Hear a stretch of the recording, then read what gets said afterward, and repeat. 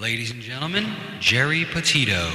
I'm not an addict, I'm just an ass. And in time, this too shall pass. I'm not an addict, I'm just an ass. Geri Petito taught the class.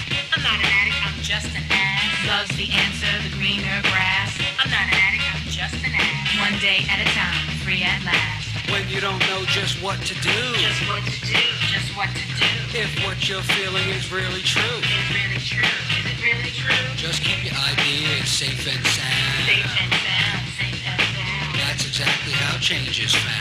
Change is found, change is found. I'm not an addict, I'm just an ass. And in time, this too shall pass. I'm not an addict, I'm just an ass. Geri Petito taught the class. I'm not an addict, I'm just an ass. Loves the answer, the greener grass. I'm not an addict, I'm just an ass. One day at a time, free at last. Hello, everyone, and welcome to the Geri Petito Show on Hamilton Radio. Guys, everyone and anyone who knows me knows I am the author of I'm Not an Addict, I'm Just an Ass. I'd rather be a smartass than a dumbass, guys, because 32 years ago this month, I was a dumbass. But through the grace of God, I could honestly say now, 32 years later, I'm a smartass. And yes, the word ass is in the Bible over 40 times, and it means donkey, and that's what I was. Having said that, guys, all kidding aside, it's probably been the toughest 2.5 years for everyone, not just here, all over the world. Some have gotten through it and some haven't. I even had a family member that didn't make it through drugs. I just want everyone out there to know a few things. Number one, you're not powerless, not over anything, especially with God. Okay, number two, I'm always here if you need to talk. I'm a recovery coach. I'm a nutritional health coach. You don't have to be alone. All my services to you are free. If you think my book can help someone, I sure do. You can get it through Simon & Schuster's bookstore, Archway Publishing. If someone out there truly, truly, truly cannot afford my book, please, please reach out to me about that as well. You can also go to my YouTube channel, the Geri Petito Show YouTube channel, subscribe. I've got some really great things coming up. And guys, I need to say this to everyone listening. We've got to start looking at addiction differently. Please, please, no, you're not powerless, okay? That's the enemy talking. Don't listen to it. Again, I'm here for you. Reach out. All my services to you are free. So having said that, I have an incredible guest with me today. I usually wait to read a poem towards the end of the show or mid-show, but I'd like to introduce my guest, but then I'd like to read a poem. And once she starts talking, you'll understand why. Okay, my beautiful guest, okay, KATHRYN Genovese, say hello to everyone. Hello, everyone. Okay, and she is the author of a book called The Eyes of a Survivor. So I'm going to read a poem out of my book called Put Down the Gun. Wow. Okay. I did. I had to have this purple gun, and I do have a purple one. I had to have this purple gun just in case my life was done. I kept it safe, locked in my room, because I was filled with gloom and doom. Yes, there were times that I just knew if I loaded it up what I could do, but I kept on hearing that gentle voice. Put down that gun, you have a choice. Life may seem hard at the end of the day, but that's when you need to really pray. Dear Father, I beg you to show me the truth. How can life be so bad when I'm only a youth? Get rid of that gun and go take a shower. Ask someone for help. You do have that power. I just had to. Oh, that's fantastic. I love it. Love it. So That really hits home. okay. It hits home for a lot of people, especially with you with your book. And so, okay, I know. So the mic is yours. So listen, start telling everyone from the beginning a little bit about your story, and we'll get into it, and I'll ask you some questions, but you start talking, sweetie.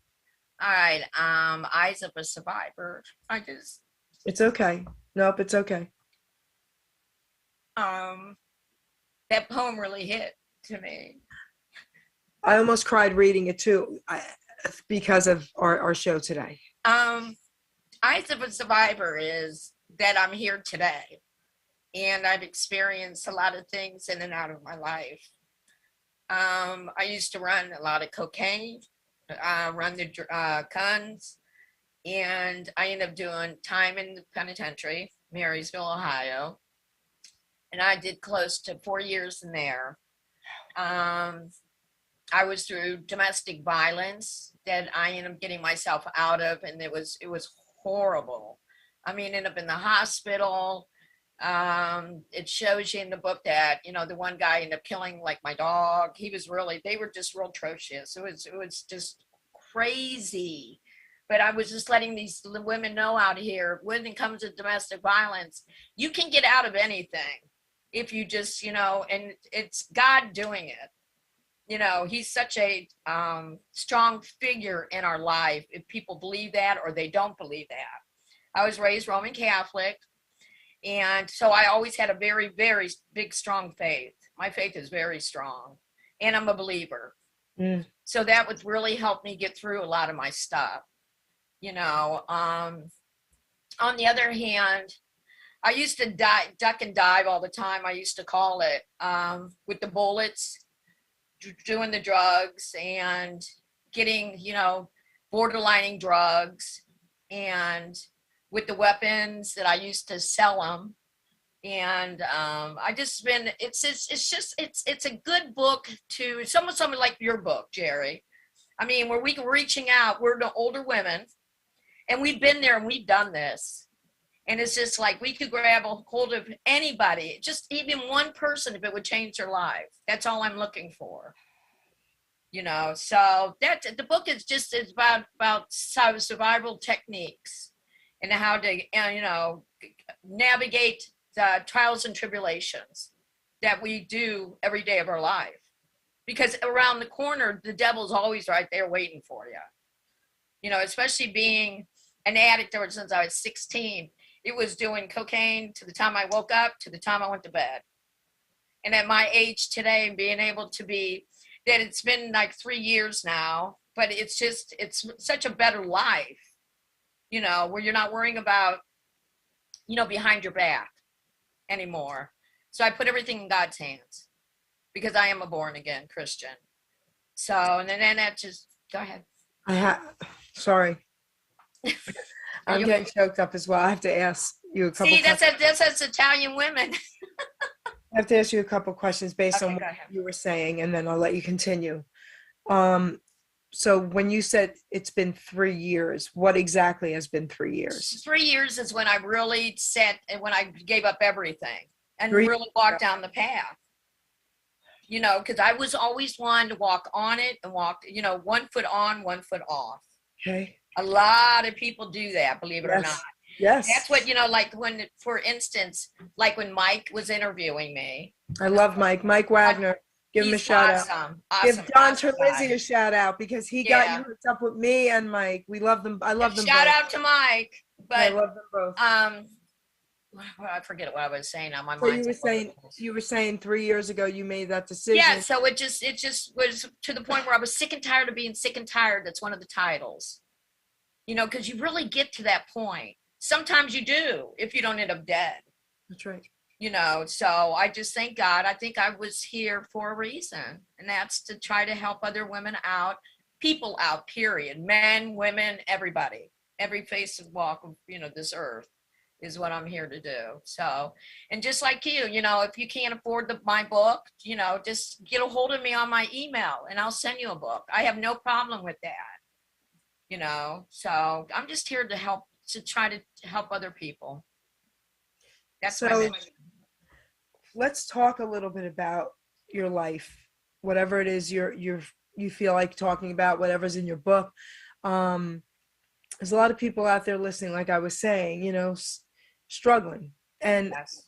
And I always say this on most of my interviews, whether it's, you know, normally when it's about addiction and recovery and all that, I always say, and up and coming artists, I always say, listen, you're never too old. You know, you're never too old. I wrote my book in my 50s, got my first radio show in my 50s. Now I've got awards up the kazoo. I'm on different networks. That is God. And Hamilton Radio can vouch for this. Years ago, I was doing a show on addiction, and normally I only have people that have overcome whatever it is they were facing so that they could bring hope to the listeners. And someone called in, a female called in and said, Geri, I wanted to kill myself a few nights ago, and I watched a couple of your shows on addiction and I didn't do it. Oh, that's fantastic. So that's God, you know what I mean? And he's using you as well, and he's using me. And a lot of people need to really understand, Catherine, that we all have a purpose and we have to allow ourselves to be used. And Yeah. that's what it's about. That's what it's about. So tell us a little bit about your story, about being young, and what made you start cocaine at 12 years old? I started when I was 16. Oh, 16. I'm Yeah, sorry. 16 years old. It just made me feel like I was invisible. It made me feel great. It made me feel numb. Like I've told you before, my childhood is very iffy with me. I don't remember it. I remember the pictures, like, me being in my first communion and, catechism and stuff like that. I remember more going into my teenage years. Basically, when I started doing drugs, it was all, everything started coming more to play with me, which I don't know if that sounds right, or I don't, because I shut down totally, so I don't, as of today. It was very therapeutic for me to write the book. A lot of crying. Did I ever get to the point of what really happened? Absolutely not. I don't know if I want that can of worms per se, if I want that open or not. Oh, okay. Okay. I think I've already dealt with enough, and now today my life's good. So I'm just going to stay on that track and keep trucking on, instead of, hashing up something that I don't think I should hash up, but with the domestic violence is in there, rapes in there, breast cancer survivor, being a drug dealer and being in the institution in Marysville. That's a different life itself, but I ended up surviving that, and it was horrible. And I really get in depth with the back of the book. It talks about the institution. I was very raw in this book, Geri. There was no holds bar. Okay. I was very truthful, because there's one thing you can't kid is an addict. Addicts know addicts. So there was nothing where you're going to sit back and say, okay, I'm just going to half-ass this, and not put this in the book. I wasn't going to do that, because instead of, it's not just cheating myself, I would have been cheating other people that was reading the book, and I was not going to do that. So Go ahead. wait, did you or did you not put in the book why you ended up in prison? Yes. I went down for trafficking cocaine and weapons. They tried to get me underneath the RICO law out of everything. Laundering money, trafficking, everything. It was crazy what they were trying to do to me, per se, my last name. They thought I was wrapped up in a lot. You know what I'm talking about when it comes to Italian families. They thought I was wrapped up with a lot of stuff. And I'm like, wait a minute. No. I seen a lot with my eyes. And we're talking about murder and stuff like that. Of course. But I didn't, it's not, it's, I get it.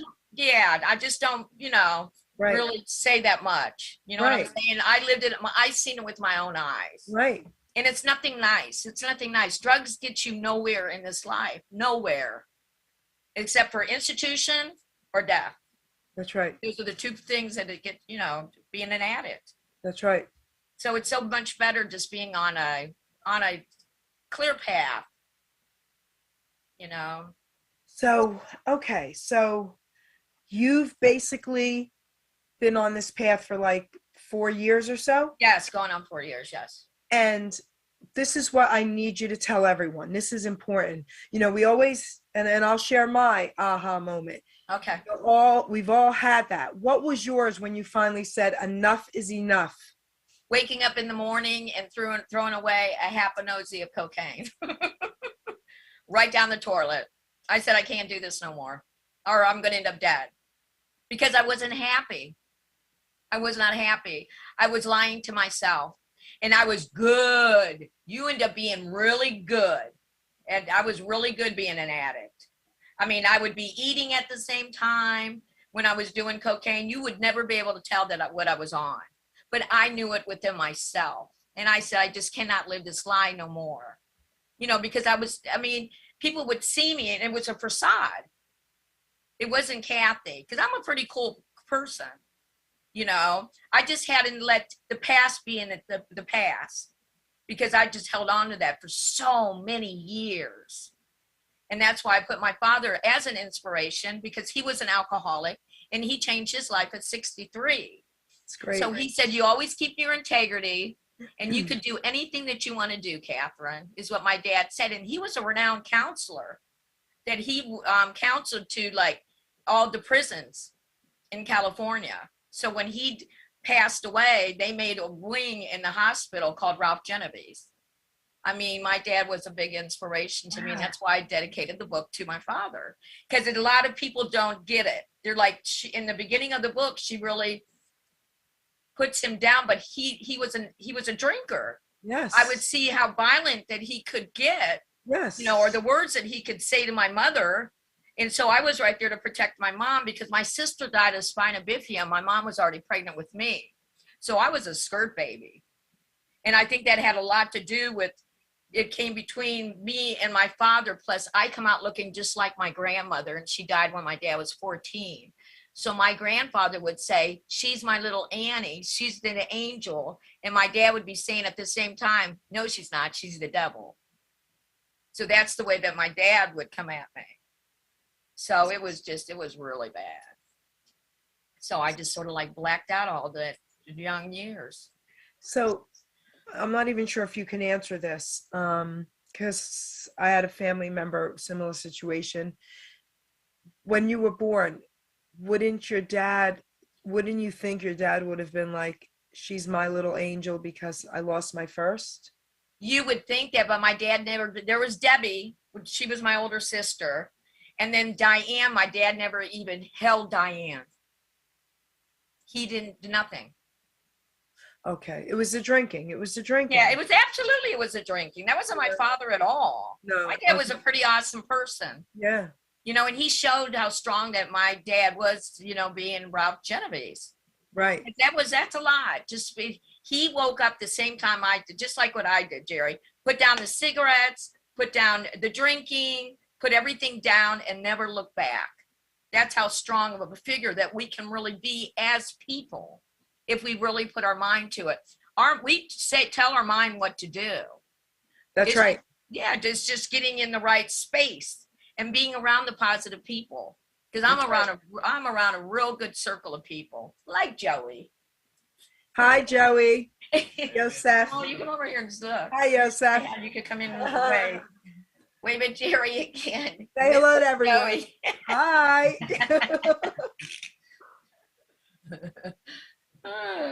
So I'm going to share with you what my aha moment was. Okay. So I had beauty salons back in the 80s and 90s. I'm an ex-beautician. Okay. Riggs Lamar, yes. Okay. So Crazy. my clients were all from, at the time, the Trenton and Princeton area, two of the most prestigious areas back then. Mm-hmm. And one of my clients was the boss of all the judges in my county. Wow. She's still in my life today. Oh, good. And I had a 1990 black and gold Eldorado Cadillac with Elvis license plates. That flashy car saved my life through God. This is how.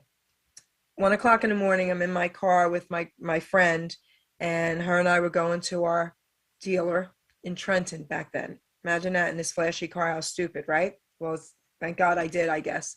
And we didn't know, but we were being followed by an unmarked police car. So when the young guy came out, he said, I don't have any dope here. He said, but we can go 2 blocks. So we let this guy get in the back of my car. Imagine that.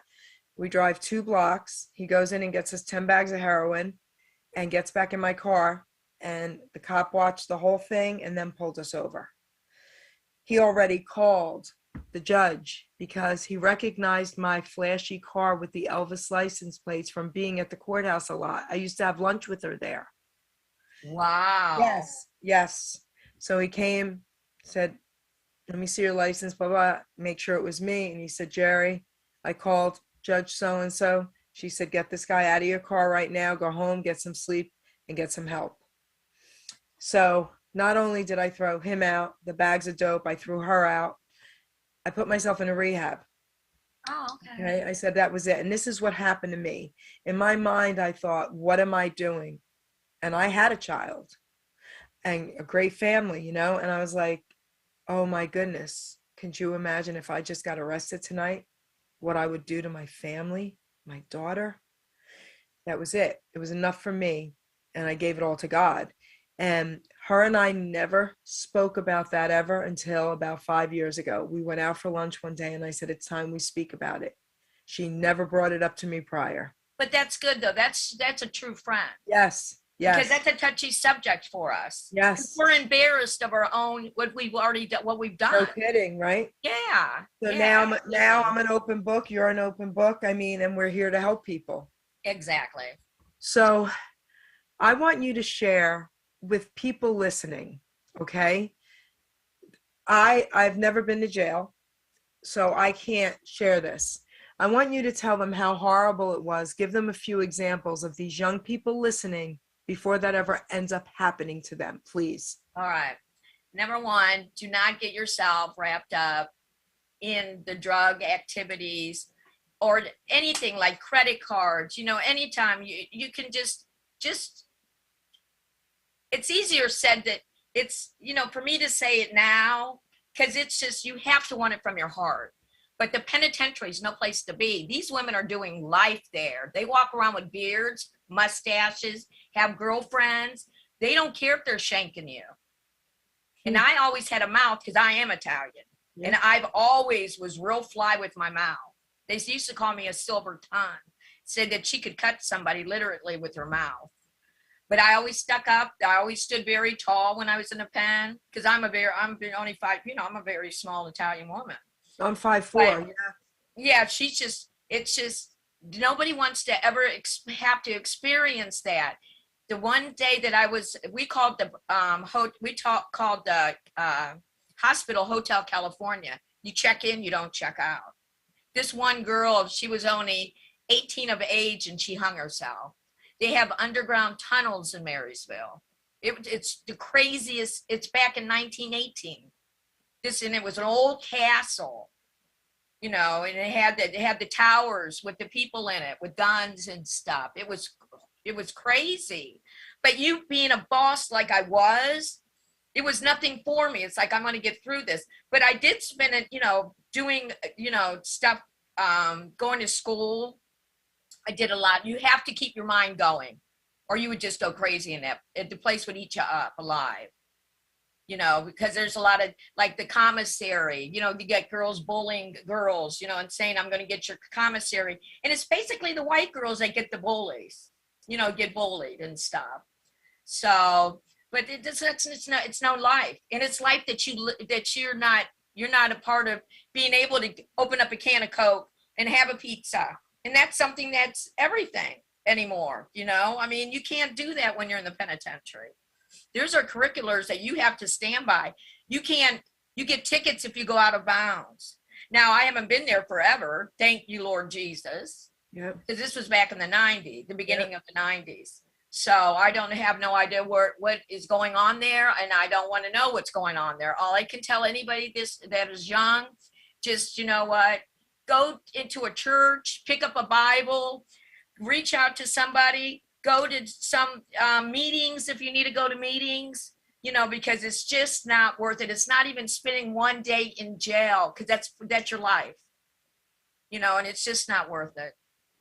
Amen So, to that. Thank you for sharing that because they need to have hope. yeah. You know, I mean, and here you are, you know, so what else would you like to tell everyone about your book, how to get it, whatever? The mic is yours. Okay, you can get it on Amazon. It's going into Barnes and Noble. I think the book it's pretty raw. So if you're one of these people that don't know a lot that's going on in this world, that really is going on in this world, don't pick the book up because it's so truthful. You know, so truthful that it's causing some kind of discrepancies with my family. Oh, Yeah. okay. You know, because I put something in there that someone did not like it, but it wouldn't have made no sense because I held back a lot on a subject. but it just wouldn't have made no sense. You know what I mean? If you read the book, then you'll know exactly you can put the pieces together. So you got to read the book. Okay. Wow. Okay. So, wow. Okay. There's so many questions I have, and I don't want to ask certain questions. I just don't. Okay. So, age, categories of ages. We have a hello for you. Hold on. Oh, wow. Hello. Hello. Say hello to KATHRYN. Hello. Speak Hello. louder. Say hello to KATHRYN. Hi, cousin. John Talizzi. How you doing? Well, hi, John. How are you doing? I'm with Geri.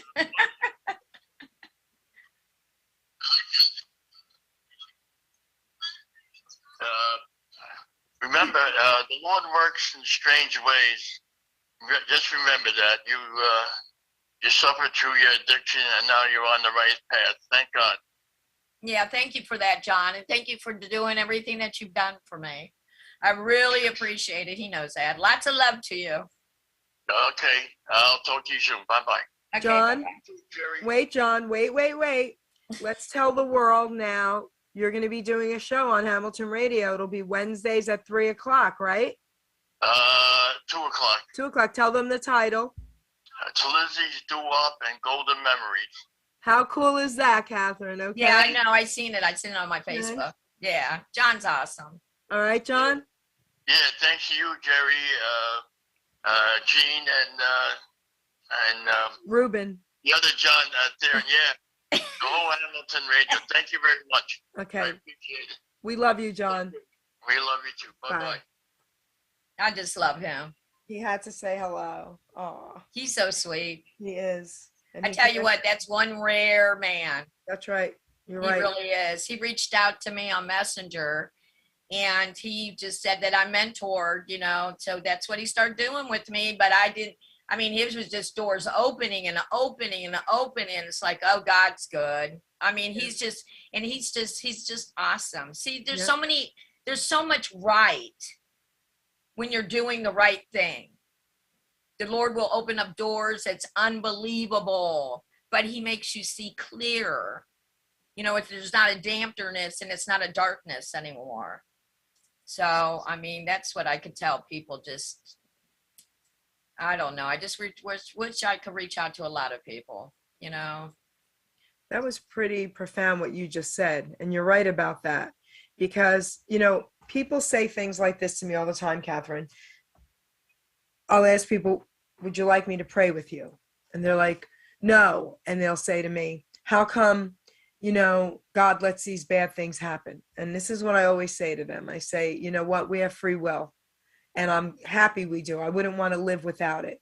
But with free will comes our choices, and with our choices come consequences. Exactly. So once we give ourselves to God and say, use me, doors open up that are just so incredible that you can't even imagine. Absolutely. And I tell them all the time this as well.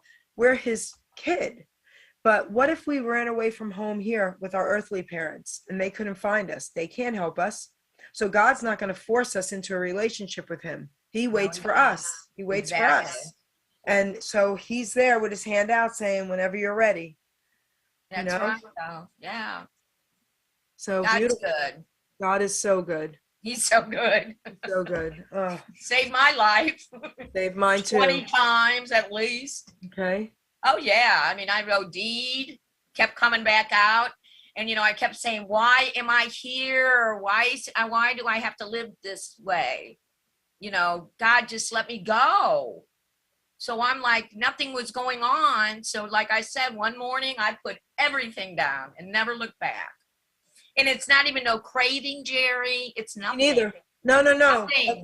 Me neither. All right. We got to talk about that for a minute, because this is, all right. Everybody out there, listen to both of us talking right now. Okay. I've been preaching from day one, and she just said exactly what I've been preaching to you guys. Stop believing the lies. Addiction is a dis-ease of the brain cells. It's not a disease for life. It's not something that you don't have control over. No, you are not born with it. We all have addictive behaviors, all of us. I don't care if it's food, if it's sex, I don't care what it is, gambling, right? When that happens, guys, we train our brain cells and we disrupt them, and they have this addictive pattern. So there is a dis-ease of the brain cells while doing whatever we're doing obsessively. But if you give it to God and ask him to truly, truly take it away, you will never have those cravings. I haven't had a craving in 31 years. The first year was rough until I really knew what I had to do with it. 31 years, guys. I never tell anyone not to go to. Fantastic, though, Geri. But I never tell anyone, Kathryn, not to go to meetings if that's their only support system. Yeah, exactly. If that's their only hope. Yeah. But not to listen to the lies. No, Okay. because you get a lot of people in the meetings that do lie, that are going right back and because I know that when you go to meetings, a lot of them are in there because of the courts. Yes. So I had to go to different path. Yes. Oh yeah, I would listen to these BSers, and I'm like, you know what? You guys are, I'm a convict, so I know a con when I see one. There you go. So yeah, I mean, this is who we are. Okay. So why can't we just tell everybody just sober up? That's right. That's right. Life That's would be right. so much better for them. I'm telling you, especially with the way this world is now. It's already such in a depressed mood, where it's just like a dark cloud over us. And it has been for a minute. I mean, and then when you add to addiction with that, it's really playing Russian roulette with your life. That's right. Let me ask you this. Were there ever times, like you were talking to God, like, why am I here? Were there ever times that you tried to kill yourself? Oh, absolutely. Absolutely. And then he wouldn't let it happen. No. He wouldn't let it happen. And it was always ODing. I'm not the type that take a gun and blow my brains out, which I've known people that's done that. That's ballsy to me. Because, but when I would do, and it maybe be the weak way out, but just like, with the cocaine, then you would do, the opiates. Yeah. To put yourself down, because you have to level yourself. And people know what I'm talking about when I say that. You get your high, and you're too high, then you get yourself to a level. So, but I always, I would woke up the next morning like bing, and I'm like, okay, I'm here again. So let's talk about the cover of your book. Okay. I love it. So what inspired that cover? Joey and me, we collaborated. It was various pictures, and I just said, see, it was started to be faith over fear with nothing on the front. And I'm like, this is not going, it's going to be still on a shelf. It's not going to move. I have to do something gangster. People love that. Yes. They just like to see, some kind of excitement, where they might be thinking in their mind, but they would never do it. Just like a book that I put out, oh, it's embarrassing to the family. No, this is my story though. I'm sorry that it might be to a few, person in my family, but no, I mean, this is what I lived. And if I can help other people out, I'm going to end up telling my story. But it shows you the money, the stack of cash came thousands of dollars a day. So I would never had to be a prostitute or anything like that because I was a drug dealer. And I knew that the drugs that I had, I was doing, but I was selling at the same time to keep my habit up. Yeah. And then the rosary is because I was a Roman Catholic. So, and then I had the gun, the 38 snub nose was my favorite lady. I used to call her my lady. But, I used to have two guns on me, a 22 and a 25. It was crazy. Probably why they won't give me my pistols back. No. I'm listening to you and I'm looking at you and I'm saying, this doesn't seem possible. But that's why you see pictures. That's why you still might see my penitentiary tags and everything. Oh, yes. Because, you have to, because I'm like, this story is, my life is so out there, you have to put some kind of proof in that book. So people can say, oh my God, this is crazy. But everything is, like I said, it's very raw and very true. So, all right. So let me ask you this then. All right. Let's go back a little ways. So I grew up in Long Island City, New York. And again, my mom's family, a lot were in the mobster, and all that. And so I was around it a lot. There was something in you that was not afraid at all to do the things you were doing. Okay. Where did that come from? You know what? I just have a heart, if that makes any sense. They said your heart's just big. I have a big heart. Geri, I'll get my clothes off my back to somebody. Yes. Yes. You know what I'm saying? When I was out there, when it was at my time, the food stamps, the girls would approach me with food stamps. They had kids. I would give them, not to, to say, okay, I'm going to keep you going with your addiction, but you take your food stamps, you go buy your kids your food, Right. their food, and here, don't let me Yes. find out that you're giving your food stamps to anybody else. Right. You know what I mean? I want you to spend that on your kids, but my Right. heart is that big. Yes. So I think that's what just always kept me going. But like I said, I have a very strong faith, and I'm a believer, and that's what's really kept me going. Was there someone in your life back then that said, hey, follow me, let's do all this stuff? I just seen the way that the money and everything went. Okay, gotcha. It was a high for me. Okay, gotcha. It was being a boss where I didn't have to be tussled around. The one guy that is in the book, he was major in my life. That's when Youngstown came in. Gotcha. So that's when we got introduced to the big time. Gotcha. Okay, so now let's give some hope out there to women that are being abused. Talk a little bit about that. Well, my domestic violence was very severe, and it always starts off and I even did a class in the penitentiary, and it's called a honeymoon state, where the guys are okay for like 2 weeks, 3 weeks, then they go back being nasty. But they'll take your dignity from you. They'll take your self-respect from you. That's what gets them high. So you really got to look at it this way. Do you want a man that sits there and puts you down because of his self-esteem is so low, where he has to put yourself down? Because when you walk a path with a man, I want my man to be right by my side. That's right. And a lot of men aren't like that. They don't like strong women figures at all. So if you're a strong woman, you can get out of anything, because I got out of 2 really bad relationships, and they both were Leos. How funny is that? I'm a Leo. So give women listening a little bit of hope. Give them a little training session on how to get out of it if they feel that they're too weak. You have to you have to have some kind of foundation where you're positive, because a lot of like the family members and everything, they're sort of like it's a side thing, like, oh no, we like him, he's not doing that. And a lot of women, Geri, don't talk about domestic violence. Yep. They keep it hidden, their bruises and stuff, they fell, or they end up in the hospital, which I did, but I've always lied about it until it came to the point where I literally had to run and hide. Okay. From these relationships, because they were lethal, and they were big guys. The one guy was like 6'4". He was a champion kickboxer. That's the one that I was with in Youngstown, and then we lived in Niles.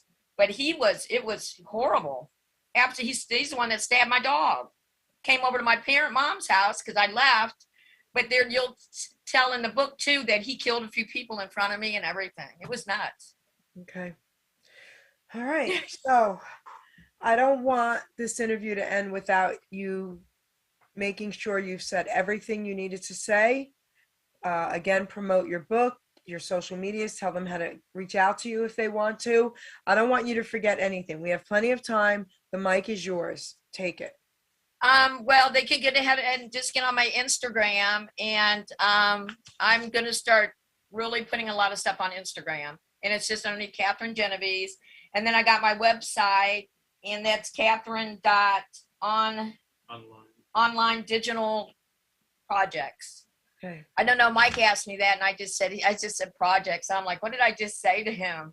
But I mean, it's just, I just want the book to go out there and to be able to reach and touch people, because it covers a lot of bases, being from rape, like I said, to breast cancer. Right. And it's a lot of stuff, You know, it's not about the money. It's not, you know, everybody goes, you think you get into these bookmakings, you know, to see what kind of revenue you can get. That's not about me. It's like, I just wanted to get out there. I don't want to be a staple in life where I was the partier and the dope dealer. I want to be a staple in life saying I helped other people out. That's what I'm here to do today. So, you know, my daughter, she laughs about this. When I got the award for Hall of Fame for radio show hosts and all that. Fantastic. Thank you. She wrote a speech. She enshrined me. And she said something that she says all the time, and it's true. She said, if my mom ever hit the lottery, I'd have to be in charge of the money. She would give it all away in a day, and I would. Exactly. And that's what it's about. Exactly. You know what I mean? That's what it's about. That's what it's about. KATHRYN, I'm going to read one more poem. The poem I was originally going to read. I liked your poem. It made me cry, though, Geri. Well, I'm going to, you know. Because it really touched my heart. I'm not going to read the poem about abuse. That's in my book as well. I want to read this one. Okay. And this is for everyone out there. It's called Change Your Choice. Because we all have the power to change, guys. Okay. Yes, we do. I had a life-changing moment that I knew had to be. The only way to change things was to first start with me. So I looked in the mirror and woke up one day and thought to myself I needed to pray.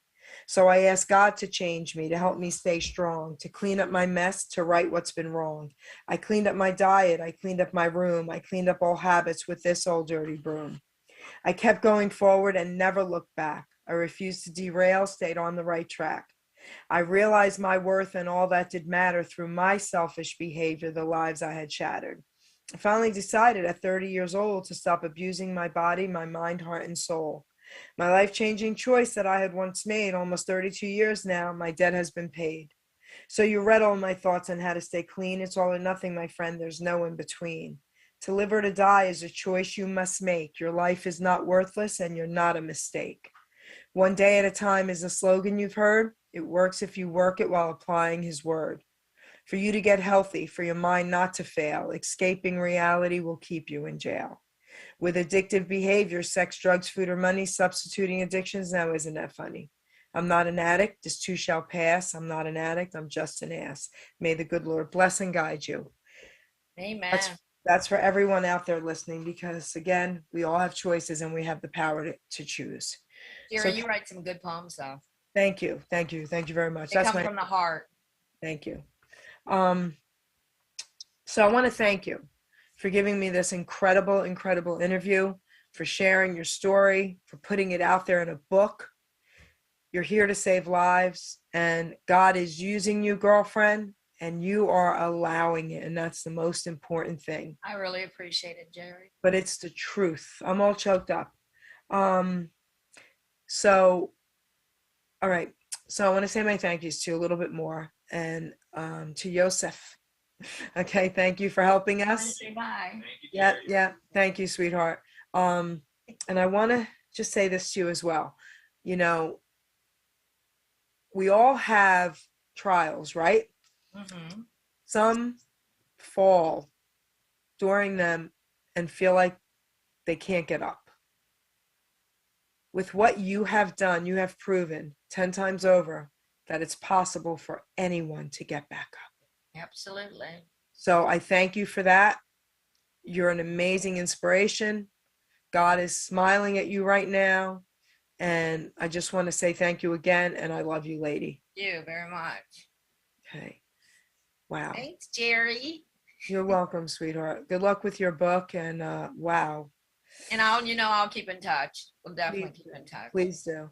Ruben, take us out. Say bye to her. Ladies and gentlemen, Geri Petito.